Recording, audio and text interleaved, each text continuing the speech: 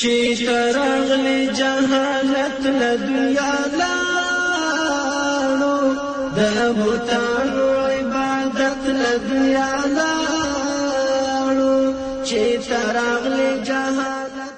محترمو اوریدونکو، ستاسو پام راړو د الحاج مولوي محمد یاسین فهیم صاحب د سید عالم صلی الله علیه وسلم د سپیڅلو مسکاو و خپرونو ته.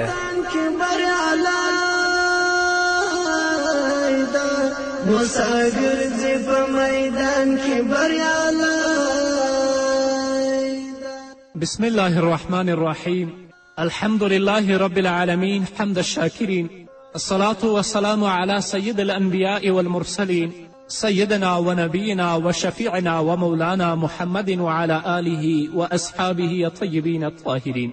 قدرمنو اوریدونکو د ژوند د لارې د خپرونې مینوالو، السلام علیکم ورحمة الله وبرکاته.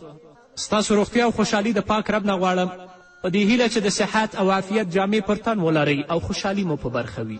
دا دی زه محمد یاسین فهیم د ژوند د لارې د خپرونې په وړاندې کولو کې ستاسو په خدمت کې یم. زموږ د نن ورځې د خپرونې موضوع بیا هم د خوږ پیغمبر خوږې مسکاوې. رسول اکرم صلی الله علیه وسلم کله چې د ام حبیبې رضی الله تعالی عنها نه د هغې حال اوري نو په مبارکو شونډو یې مسکا خپریږي او غاښونه یې د واورې په څیر سپین ځلیږي چې دا د هغو لپاره د سکون، د شفقت او د ترحم لوی لامل او السبب و. علامه ابن کثیر رحمه الله په البدایه والنهایه کې او ابن سعد په خپل طبقاتو کې لیکي چې حضرت ام حبیبه رضی الله تعالی عنها فرمایي کله چې موږ له مکې مکرمې څخه حبشې ته هجرت وکړه او په حبشه کې ځای پر ځای شو نو څه موده وروسته زما خاوند هلته عیسایي شو او د عیسایت په حال کې مړ شو. څه موده وروسته ما یو خوب ولیده چې یو چا راته د ام المؤمنین خطاب په خوب کې وکړ. ام حبیبه رضی الله تعالی عنها فرمایي کله چې ما دا خوب ولیده او دا خبره مې په خوب کې واورېده نو وویرېدم او ما ته د دې خطاب تعبیر له ورایه څرګند شو چې زه به د رسول الله صلی الله علیه وسلم د مبارک حرم ویاړ حاصلوم او زه به د ده ببي ګرځم. ام حبیبه رضی الله تعالی عنها زیاتوي څو ورځې وروسته د حبشې د پاچا یوه وینځه چې نوم یې ابرهه و زما څنګ ته راغله او راته ویل چې د حبشې پاچا ویلی دی چې ما ته محمد رسول الله صلی الله علیه وسلم پیغام را استولی دی چې زه له تاسې سره نکاح کوم. یعنې د حبشې پاچا د خپلې وینځې ته ویلي و چې ته لاړ شه ام حبیبې ته ووایه چې رسول الله ما ته پیغام را استولی دی. رسول الله ویلي چې زه به ام حبیبې سره نکاح کوم. ام حبیبه رضی الله تعالی عنها فرمایي ما هغې وینځې ته وویل الله تعالی دې تا ته نیکیانې در په برخه کړي، الله دې عزت درکړي چې دا ښایسته زیری تا ما باندې وکړه. ام حبیبه رضی الله تعالی عنها فرمایي بیا هغې وینځې را زیاته کړه تاسې یو څوک خپل وکیل ونیسئ او پاچا ته یې ولیږئ چې ستاسو نکاح د رسول الله صلی الله علیه وسلم سره وتړي ځکه د رسول الله صلی الله علیه وسلم له طرفه وکیل هغه د حبشې پاچا دی نو تاسو خپل یو وکیل ونیسئ. ام حبیبه رضی الله تعالی عنها فرمایي ما د خالد بن سعید رضی الله عنه سره یو سړی د پاچا لور ته ولیږه او خپل وکیل مې ونیو. له دې سره سره مې پیغام راوړونکي ته 2 کړۍ او 2 پایزیبونه او 2 ګوتې هم په ډالۍ کې ورکړي ځکه پیغام راوړونکی څوک وه؟ د حبشې د پاچا وینځه وه. نو ام حبیبه رضی الله تعالی عنها فرمایي چې ما هغې ته 2 کړۍ 2 پایزیبونه او 2 ګوتې هم په ډالۍ کې ورکړي. د ماښام پر وخت د حبشې پاچا نجاشي جعفر بن ابي طالب رضی الله تعالی عنه او نور ټول مسلمانان راټول کړل او دا خطبه یې وویله ټول ثنا او ستاینې یوازې یو الله لره دي چې د ټولې دنیا مالک دی، پاک دی، امن بخښونکی دی، عزیز دی، جبار دی. زه ګواهي ورکوم چې له الله رب العزت پرته بل کوم معبود نشته او محمد صلی الله علیه وسلم د الله تعالی بنده او غوره رسول دی. محمد صلی الله علیه وسلم د هغه پیغمبر دی چې د هغه زیری عیسی علیه السلام ورکړی دی.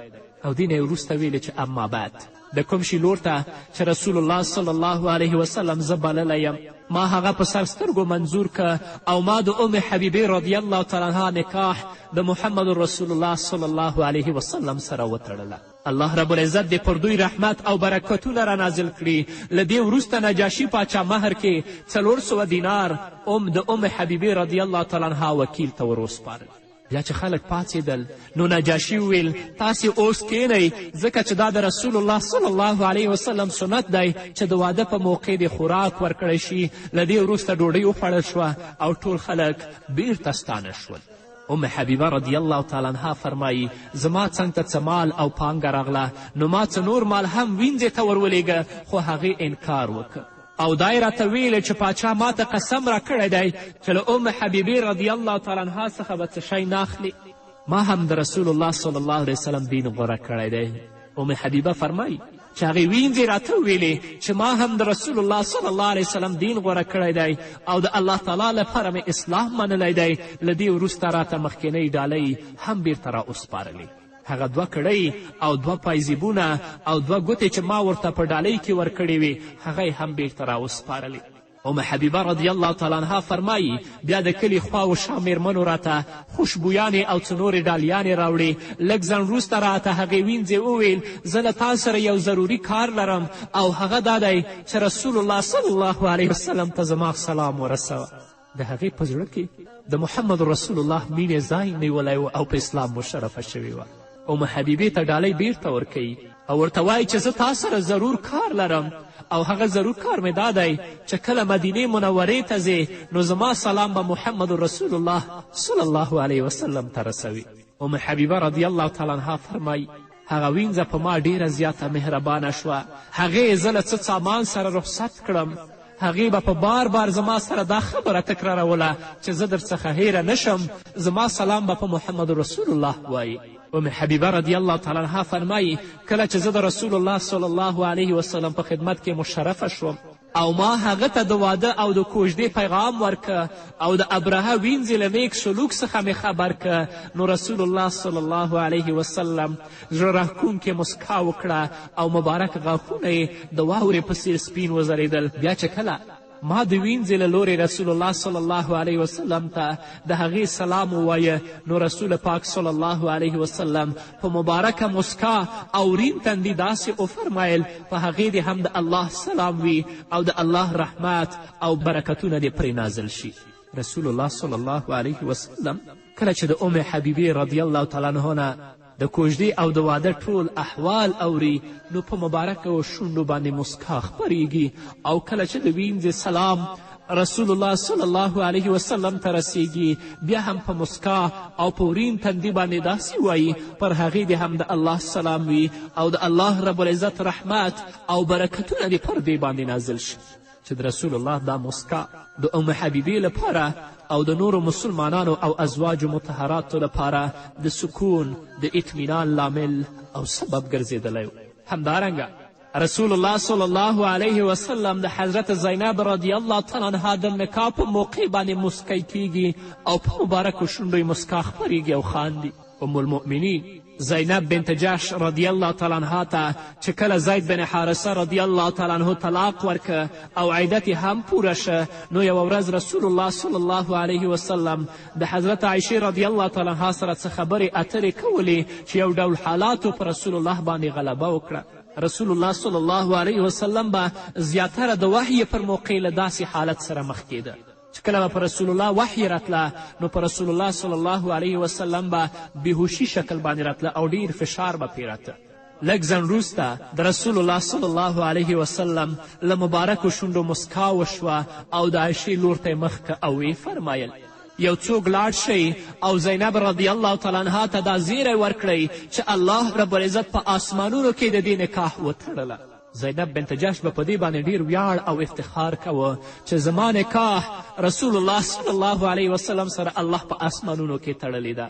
بیا له دې وروسته د سورة احزاب دا 30 آیت تلاوت که وإذ تقول للذي أنعم الله عليه وأنعمت عليه أمسك عليك زوجك واتق الله وتخفي في نفسك ما الله مبديه وتخشى الناس والله أحق أن تخشاه فلما قضى زيد منها وطرا زوجناكها لكي لا يكون على المؤمنين حرج في أزواج أدعيائهم إذا قضوا منهن وطرا وكان أمر الله مفعولا. په دې آیت کې الله رب العزت د حضرت زینب بنت جحش رضی الله تعالی عنها نکاح د محمد رسول الله صلی الله علیه وسلم سره په آسمانونو کې تړي او کله چې دا وحی په رسول الله باندې نازلیږي نو په مبارکو شونډو یې مسکا خپریږي چې غاښونه یې سپین ځلیږي او د عایشې لور ته مخ کوي او دا وایي چې څوک لاړ شي او زینب رضی الله تعالی عنها ته دا زیری ورکړئ چې الله رب العزت په آسمانونو کې د دې نکاح وتړله. نو بیا هم قدرمنو اوریدونکو که موږ او تاسو د رسول الله صلی الله علیه وسلم ژوند ته او د هغه مبارک سیرت ته متوجه شو د هغه د ژوند هره ثانیه او هره دقیقه زموږ او تاسو لپاره لوی درس او لوی عبرت دی. نو راشئ چې د رسول الله صلی الله علیه وسلم د مبارک سیرت نه ځانونه خبر کړو، د اصحابو کرامو رضی الله عنهم د مبارکو سیرتونو نه ځانونه خبر کړو، د ازواجو مطهراتو او د نورو صحابیاتو له مبارکو سیرتونو نه ځانونه خبر کړو او هغه په خپل فردي ژوند، کورني ژوند او ټولنیز ژوند کې عملي کړو، هغو ته د عمل جامه ور واغوندو. خو متاسفانه باید ووایم چې نن ورځ موږ دا دعوه کوو چې موږ د اسلام په مقدس دین باندې مشرف یو، د رسول الله صلی الله علیه وسلم امتیان یو، د هغه د اصحابو او د هغه د ازواجو مطهراتو محبین یو، خو موږ د رسول الله د سیرت او د هغه د ازواجو د سیرت نه او د هغه د اصحابو د سیرت نه بېخبره او ناخبره یو. د خپل محدود ژوند او د خپل ډیر لنډ ژوند چې موږ په دنیا کې لرو هغه موږ د دنیا په لذاتو او خواهشاتو کې تیر که او په دې محدود ژوند باندې دوکه شو، هغه ابدي ژوند چې هغه کې تل لپاره ځواني ده، تل لپاره عیش و عشرت دی، موږ د هغه نه غافله پاتې یو، هغه موږ هیر کړی دی. نه ګرانو ورونو، ګرانو خویندو، ګرانو میندو، راځئ د رسول الله سیرت ولولئ، د خپل اولاد او د خپله کورنۍ د رسول الله د اخلاقو او د کردارو نه خبره کړئ، د ازواجو مطهراتو سیرت هغو ته ولولئ، د اصحابو کرامو رضی الله تعالی عنهم واقعات هغوی ته بیان کړئ تر څو چې هغه په خپل ژوند کې عملي کړي. الله به تاسو ته عزت د دنیا او د آخرت درکړي او د ستاسو اولاد به هم صالح تربیت شي. نن ورځ د اسلام او د انسانیت دښمنان تل لپاره دا غواړي چې مسلمان څنګه د اسلام د مستقیمې لارې نه بېلارې کړي او هغه په بربادي او په هلاکت کې وغورځوي. خو مسلمان ته دا پکار ده چې د الله رب العزت اوامرو او د الله رب العزت احکامو ته غاړه کیږدي، د دې د انسانیت او د اسلامیت دښمنانو په چل او په فریب باندې کله هم دوکه نشي، الله څخه به بیا مسئول نه وي. نو پرېږدئ دا د فحشا او د فساد منبع چې تلویزیون دی، دغه سریالونه پرېږدئ، فاسده جامه پرېږدئ، فاسد کارونه پرېږدئ، الله او د هغه د رسول اوامرو ته غاړه کیږدئ چې الله رب العزت عزت د دنیا او د آخرت ستاسو په برخه کړي. نور به واورو قدرمنو اورېدونکو، خو هغه هم د یوې دمې نه وروسته. چې ته راغلې جهالت له دنیا لاړو، د بوتانو عبادت له دنیا لاړو، چې ته راغلې جهالت له دنیا لاړو، د بوتانو عبادت له دنیا لاړو. مسافر دې په میدان کې بریالی ده، مسافر دې په میدان کې بریالی ده، ساحران قدرمنو اوریدونکو، بیا هم زموږ سلامونه او نیکې هیلې ومنئ په دې هیله چې تر دې دمه تاسو زموږ ملتیا کړې وي.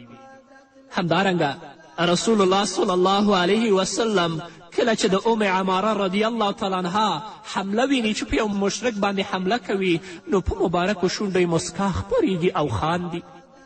ابن سعد په خپل طبقاتو کې لیکي چې ام عماره رضی الله تعالی عنها د انصارو له هغو میرمنو څخه وه چې تر ټولو مخکې مسلمانه شوې وه. هغه د عقبې په بیعت کې هم شریکه شوې وه او په ډیرو جنګونو کې برخه اخیستې وه. د احد د غذا یوه پیښه هغه په خپله اوروي. فرمایي چې زما په اوږو د اوبو یو مشک و چې ټپیانو مجاهدینو ته د تندې له امله اوبه ورسوم. په دې وخت کې زما عمر 43 کاله و. زما خاوند او 2 زامن هم په دې جنگ کې شریک شوي ول. د مسلمانانو د فتح شونتیا وه، خو لږ وخت وروسته کفار غالب شول. زه د رسول الله صلی الله علیه وسلم څنګ ته ورغلم. کم کافر به چې په محمد رسول الله صلی الله علیه وسلم حمله کوله هغه به ما شاته ټیل واهه. لومړی له ما سره ډال نه و، وروسته راته یو ډال په لاس راغی. نو له دې وروسته به مې د ډال په مرسته د کفارو د حملې دفاع کوله او څوک به مې نه پرېښودل چې رسول الله صلی الله علیه وسلم ته نږدې شي او په هغه باندې حمله وکړي. دا مبارکه میرمن فرمایي ما تر ملا یوه ټوټه تړلې وه چې په هغې کې مې د ټپیانو لپاره څو پاکې ټوټې خوندي کړې وې. کله به چې کوم مجاهد ټپي شه نو یوه ټوټه به مې وسوځله او د هغه پر زخم به مې پورې کړه او کلکه به مې ور وتړله. ام عماره رضی الله تعالی عنها په خپله هم څو ځایه ټپي شوې وه چې په دې ټپونو کې یو ټپ ډېر زیات ژور و. ام سعید رضی الله تعالی عنها فرمایي ما د ام عماره رضی الله تعالی عنها پر اوږه یو ژور زخم او ټپ ولیده. ما ترې وپوښتل دا ولې؟ هغې ځواب راکه کله چې د احد په جنګ کې خلک ورخطا یو خوا او بل خوا شول نو د ابن قیمه په نوم یو کافر وویل چې محمد صلی الله علیه وسلم چیرته دی؟ نن ورځ به هیڅکله له ما څخه ژوندی ونه ژغورل شي. مصعب بن عمیر رضی الله تعالی عنه او څو نورو صحابه و کرامو رضی الله عنهم اجمعین د هغه کافر مخې ته راووتل. زه هم له دوی سره یو ځای وم. ابن قیمه زما په اوږه ډېر سخت ګزار وکه، ما هم پرې ګزار وکه، خو لکه څرنګه چې د هغه مضبوطه زغره پر تن وه نو له همدې امله به هغه کافر زما له ګزاره بچ کېده. زما ټپ تر 1 کاله پورې نه جوړېده.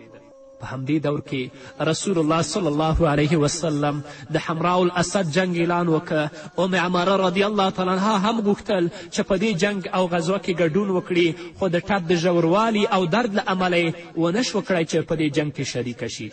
کله چې رسول الله صلی الله علیه وسلم د حمراء الاسد له جګړې څخه راستون شه نو تر ټولو وړاندې د ام عماره رضی الله تعالی عنها پوښتنې ته تشریف یوړ. کله چې رسول الله صلی الله علیه وسلم هغه روغه او سلامته ولیده نو ډېر زیات خوشحاله شه او په مخ مبارک یې مسکا له ورایه وځلېدله. ام عماره رضی الله تعالی عنها فرمایي د احد د غذا پر موقع کفار پر اسونو سپارول او موږ مسلمانان پیاده وو. که کفار هم زموږ په څیر پیاده وی نو بیا به زموږ ورسره سمه مقابله شوې وی. کله به چې کوم سپاره کافر پر ما ګزار کوه نو ما به یې د ډال په ذریعه مخه نیوله. بیا به چې کله کافر راڅخه بل خواستون شه نو ما به یې په توره د هغه د اس پښې ووهلې. له دې سره به اس په ځمکه را وغورځېد او سپور کافر به هم ترې لاندې وغورځېد. د سپاره په غورځېدلو به رسول الله صلی الله علیه وسلم زما زوی ته آواز وکړه، هغه به رامنډه کړه او ما او زوی به مې یو ځای هغه کافر دوزخ ته ورساوه، یعنې هغه به ووژه.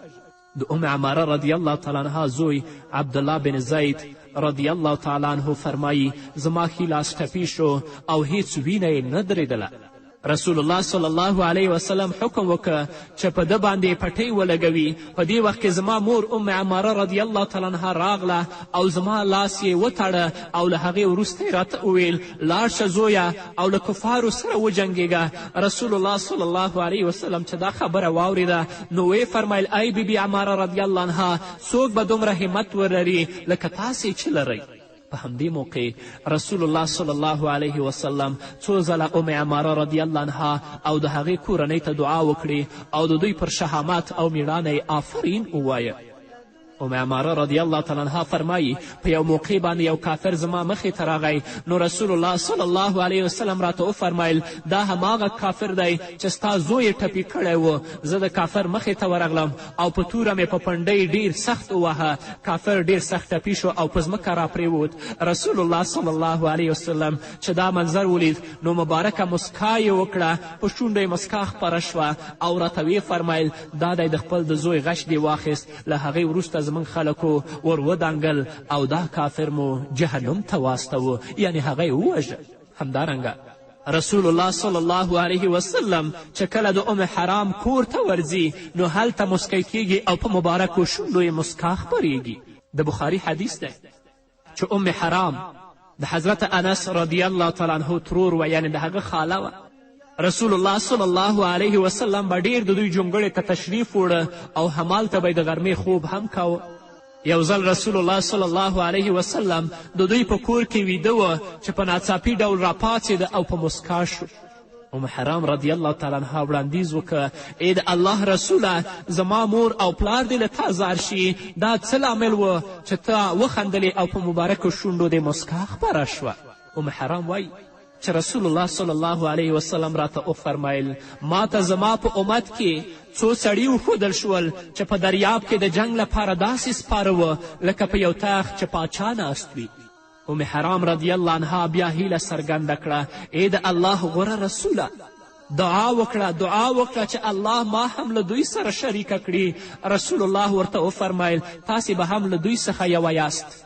له دې وروسته خیر الانبیا محمد رسول الله صلی الله علیه وسلم بیا په آرام پریوت. لږ ځنډ وروسته بیا راپاڅېد او په مبارکه مسکا یې بیا د ام حرام جونګړه وځلوله. دا ځل بیا ترې ام حرام رضی الله عنها د مسکا د لامل په اړه وپوښتل، نو رسول الله صلی الله علیه وسلم بیا په هماغه څیر ځواب ورکړ. ام حرام رضی الله عنها بیا له رسول الله صلی الله علیه وسلم څخه د دعا غوښتنه وکړه. دا ځل رسول الله صلی الله علیه وسلم ورته وفرمیل: تاسې به د لښکر لومړی میرمن یاست. هغه دا چې د عثمان غني رضی الله عنه د خلافت په دور کې معاویه رضی الله تعالی عنه چې د شام والی و د قبرس په جزیره باندې د حملې اجازه وغوښته. عثمان غني رضی الله تعالی عنه ورته د حملې کولو اجازه ورکړه. معاویه رضی الله تعالی عنه د پوره لښکر سره حملې ته تیار شو. په دې لښکر کې ورسره ام حرام رضی الله تعالی عنها هم ګډون درلود. د راستنېدو په موقع باندې حضرت ام حرام رضی الله تعالی عنها په یوې قچرې سپره وه. ناڅاپه قچره وترېده او یو خواته یې ټوپونه کړل. له دې سره ام حرام رضی الله تعالی عنها لاندې را وغورځېده او د غاړې څټ هډوکی مات شو. په همدې حال کې وفات هم شوه او په هماغه ځای کې دفن کړه شوه. نو د رسول الله صلی الله علیه وسلم دعا د هغې په حق کې قبوله شوې وه. دا د رسول الله صلی الله علیه وسلم مبارکې مسکاوي. نورې به اورو انشاء الله. هغه په نورو خپرونو کې الله دې موږ ته توفیق راکړي چې د رسول الله د هغه د ازواجو او د هغه د اصحابو سیرت په خپل انفرادي، کورني او ټولنیز ژوند کې عملي کړو، تر څو چې الله رب العزت موږ په دنیا او په آخرت کې کامیابه کړي. او که د دې ونه موږ سرغړونه وکړو د غرب او د هندونیزم هغه سیرت او د هغو تقلید وکړو، هغه په خپل ژوند کې عملي کړو، نو بیا زموږ بربادي او زموږ بېعزتي په ژوند کې او په آخرت کې، یعنې د دنیا په ژوند او په آخرت کې بیا یقیني ده. الله رب العزت دې په موږ رحم وکړي. الله رب العزت دې زموږ ټولو خویندو او ورونو ته د نیکو اعمالو توفیق ورکړي. الله دې زموږ اخلاق سم کړي. الله دې زموږ کردار سم کړي. الله دې زموږ د خویندو او د ورونو جامه سمه کړي، تر څو چې الله څخه په اوچته غاړه باندې ولاړ وو. نو دا وه زموږ د نن ورځې خپرونه چې ستاسو درانه حضور ته وړاندې شوه. تر بلې خپرونې پورې چې زه بیا هم ستاسو درانه حضور ته راځم، تاسو ټول په پاک رب سپارم. پاتې ژوندم نیکمرغه، ښاد، بریالي او کامیابه اوسئ. د بتانو عبادت له دنیا لاړو چې په څنګه ضلالت له دنیا لاړو. د بتانو عبادت له دنیا چې تراغلی جهالت له دنیا لاړو. د بتانو عبادت له دنیا لاړو. د بتانو عبادت له دنیا لاړو.